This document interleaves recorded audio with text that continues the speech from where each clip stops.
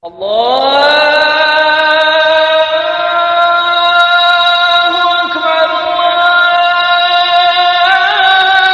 about this word, Islam? The reason they can't translate it is because it would give away the whole secret. This is one of the best kept secrets on the planet today. What is Islam? Now let's ask a Muslim, what is Islam? Islam is peace, brother. We love everybody. We're tolerant. No problem.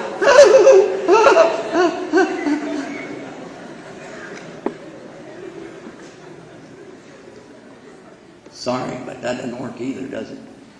Fact is, it doesn't mean peace. Does not mean peace. If you thought it did, get a new think going. How many Muslims? Let's put it up again. I'm just making sure you're still awake. Put the other hand up. How you feel now? Is it better? Your deodorant failed. You put it down. All right. Anyway.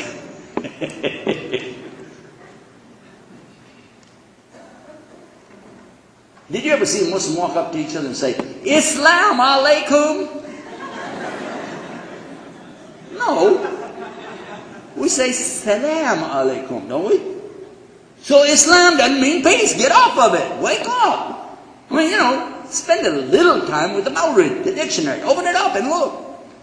Islam is the surrender, submission, obedience, and sincerity and peace with Allah.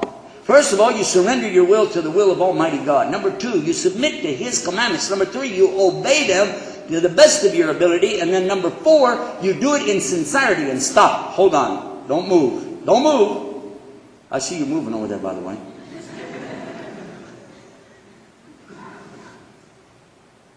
Think. Sincerity. Did you not hear what Suhaib Webb was talking about?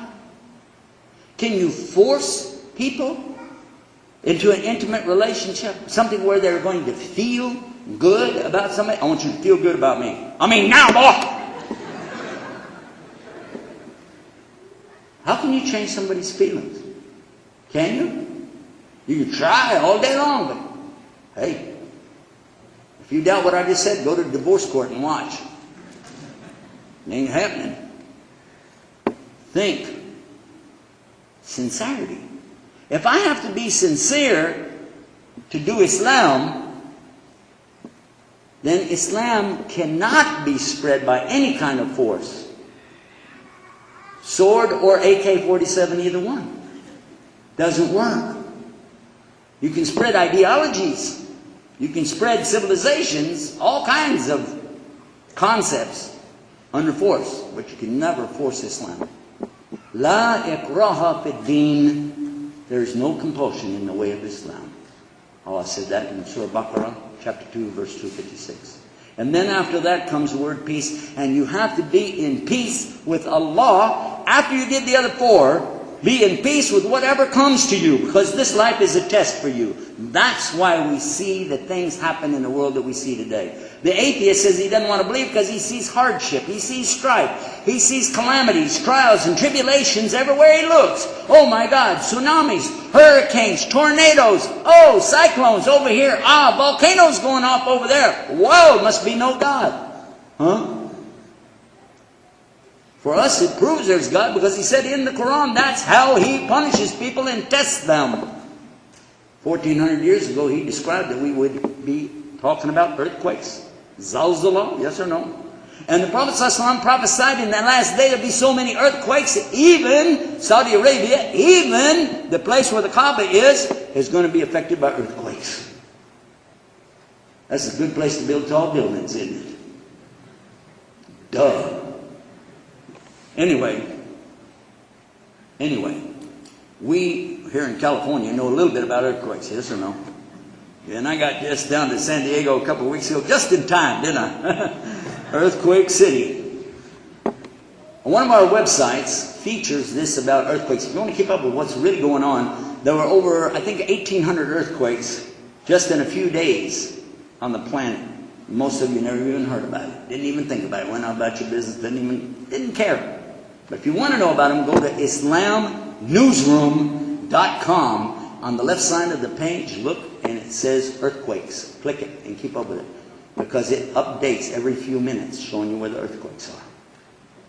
You can see the graphics showing you where they are, how big they are, and how recent they were. Some that 1 hour, some 24 hours, and others will show you the 1 week, up to 1 week. And the planet's loaded with them all the time, and it increases, not only in numbers, but in intensity. But that's enough about that. I want to come back to our subject, Islam itself. We as Muslims understand Islam to be a way of life, from the time we're born to the time we die, from the time we get up in the morning to the time we go to sleep at night. We understand Islam to be our way. It is our deen. It is what we do. And the people of the book should look at their book real close and observe that after the 4 Gospels, in the book of the Acts of the Apostles, this is the 5th book of the New Testament, look in there in chapter 11 and see what Paul said about the people of Jesus. The real people of Jesus never called themselves Christians. No, they didn't. They called themselves people of the way. And it's capitalized, W-A-Y. Not that they capitalized it, but the translators recognized that it was a proper noun. They were called Ahl-Din, people of the way. How many in this room hope and pray that we are from the Ahl-Din? So we want to be just like the early Christians, don't we? Ahl-Din, following the way. What way? The way of all of the prophets, to worship that one God I just talked about. To do what He wants us to do, on His terms. Not worshiping the prophets, not worshiping the messengers, putting them in a high status, saying only good about them, not like some people did, but showing the proper honor to them, respect to those prophets, and following that way.